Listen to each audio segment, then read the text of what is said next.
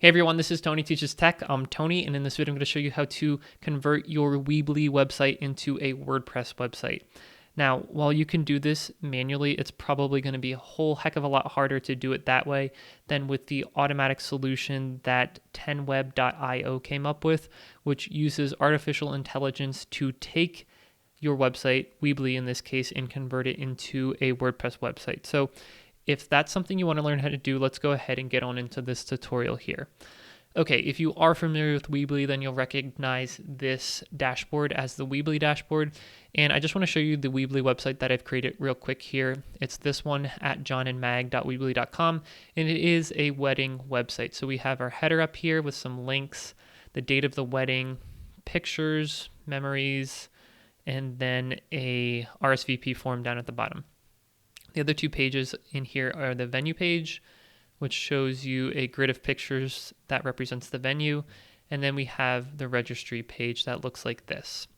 Okay, so like I was saying, we can use a tool by 10web.io, and I have a link in the description below, which is an affiliate link. So if you do end up trying this out and liking it and buying, then that will help the channel out tremendously. So thank you for your support. Anyway, you can do a 14-day free trial. And basically, there's two different ways that you can convert your Weebly website into a WordPress website.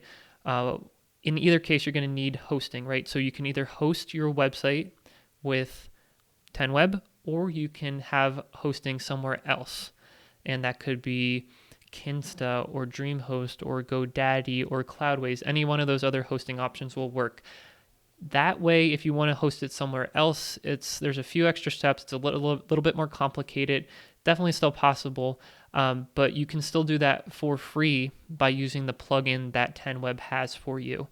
We're not going to be talking about that in this video. What we're going to be talking about is using hosting on 10web to migrate your Weebly website into a WordPress website. So let me show you what that looks like as far as the pricing is concerned. So we'll click up here and look at the pricing. Starts from $10 a month, and you get one website hosted for that. So that's the option that I'm going to pick. I'm going to start a 14-day free trial, and I recommend that you do the same thing here just to see if this is a good solution for you or if you need to go a different route. Go ahead and create your account. I'll do the same here. And once you have your account created, you'll be presented with a page that looks like this. Now, like I said, if you want to host with 10web, then you can choose this option on the left, and that's what we're going to choose today. But if you have hosting somewhere else, then you can download the plugin, and that'll help you with the migration from Weebly to WordPress. But we're going to pick this option on the left to create our blank WordPress website. We're going to host it out of Iowa. You can pick a different data center, and I'm going to name my website John and Maggie. So we'll create that, and this will take a minute or two to create your blank WordPress website. And the next page looks like this. You have a couple different options, but the one that we're interested in is using the 10web AI builder. So click on that option here, and this is where we're going to take the URL of our Weebly website and paste it into this box right here. So let's go ahead and do that. We're going to go to the home page of our Weebly website, copy the URL, and paste that here. It's going to do some checks. We should get a green checkbox, and we do. We'll add a couple other pages. We'll add the venue page, copy that, paste it in here. It'll do some checks. And then finally, we'll add the registry page. So copy that URL, paste it in here. It'll verify that. And finally, we can click create and import, recreate and import. Now this will take a few minutes, so we will also fast forward through this. Okay, and after that's done, we can see here that the AI assistant has recreated your website and saved you hours of manual work. So let's see what kind of job it did. We can click on view and edit to preview our now WordPress website. Okay, so let's see what this looks like. And right off the bat, looks pretty good. It looks like we have some alignment issues up here in the header. We still have the date up at the top. The pictures look good. The grid looks good. And we have the contact, the RSVP form, I should say, at the bottom. Let's look at the venue page. We're going to have to work on some alignment here, I believe. Let's look at the original Weebly website back here for the venue page. Yeah, there's some spaces in between here, so we'll have to make some tweaks to get that to look the same. And then let's look at the registry page for WordPress. Yeah, we'll have to tweak this too. These images are not in alignment and it's cutting them off. So not perfect. Like I said, it gets us most of the way there. So let's start with the home page. And actually, yeah, we'll start with the home page. You can click up here, or if there's a blue button at the bottom, you can do that. Edit with 10 Web Builder. And that's going to open up basically a flavor of Elementor page builder to edit your content. Okay, and that's where we're going to be able to make those tweaks that we need to make in order to try to make it as close as it was when it was a Weebly website. So we will go ahead and do that.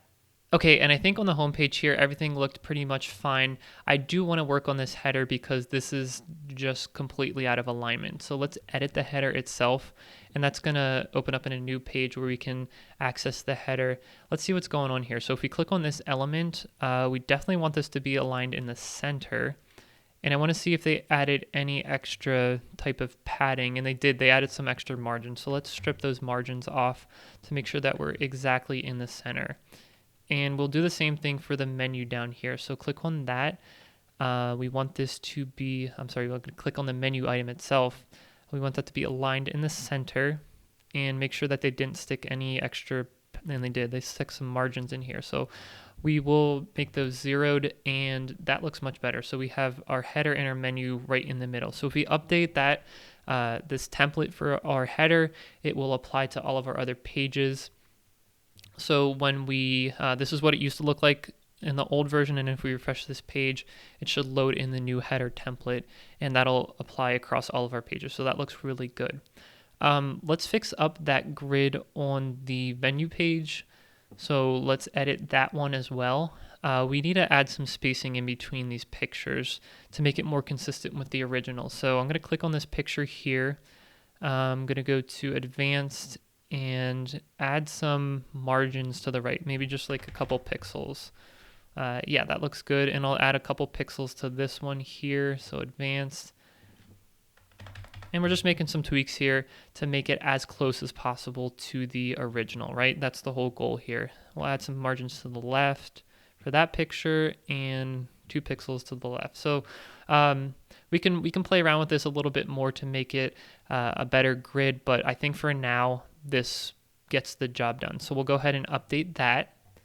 And then the last page is the registry page, which this didn't do a really good job. I don't think this is acceptable. They're using their built-in photo gallery, which I don't like that at all, to be honest. So what I'm going to do is add my own section in here, and this will give you a good idea about how to use Elementor Page Builder and the 10 Web Page Builder. I'm going to make just a 3-column structure layout, and in each one of these columns, I'm going to add a picture element. So I'm going to add a picture here.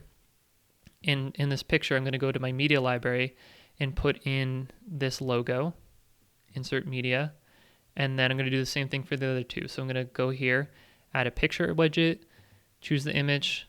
That was a home and garden one, insert that, and then the last one, same type of thing. Add the image, change the image itself to Paperworks, insert that, and yeah, that just looks much better than what the AI chose for us. So let's just delete this element altogether, and much better, much better. So we'll update that, and that's good. So let's take a look at the website, the WordPress website. This is the WordPress website. Okay, and then we will close out of everything else except for these the original Weebly website, and we'll do a comparison. So this is Weebly. We'll scroll from top to bottom. That's what that looks like. And then this is WordPress. We'll scroll from top to bottom. Not bad, right? And I did notice the one thing here on the Weebly website.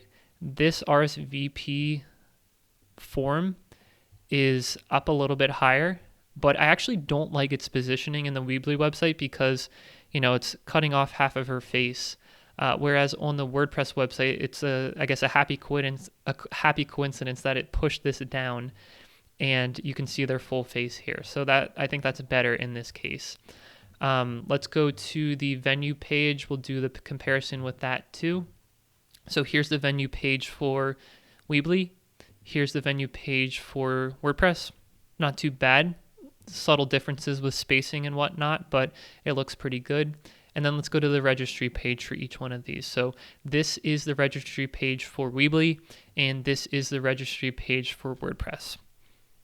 We are, all the content is there, and I think that's what's most important. The alignment and the actual design, that is small things that you can tweak to your liking. So I hope this video was valuable for you guys. Like I said, I have a link to 10Web in the description below, and if you do end up using 10Web hosting, that helps me out tremendously with this channel. So thank you for your support.